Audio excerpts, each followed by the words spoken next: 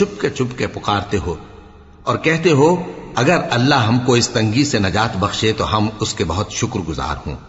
کہو کہ اللہ ہی تم کو اس تنگی سے اور ہر سختی سے نجات بخشتا ہے، پھر بھی تم اس کے ساتھ شرک کرتے ہو۔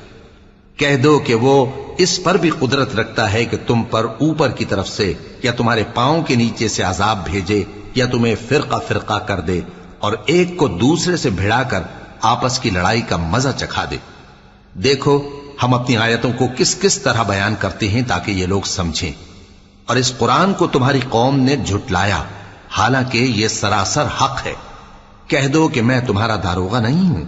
ہر خبر کے لیے ایک وقت مقرر ہے اور تم کو عنقریب معلوم ہو جائے گا۔ اور جب تم ایسے لوگوں کو دیکھو جو ہماری آیتوں کے بارے میں بےہودہ بکواس کر رہے ہوں تو ان سے الگ ہو جاؤ یہاں تک کہ وہ اور باتوں میں مصروف ہو جائیں، اور اگر یہ بات شیطان تمہیں بھلا دے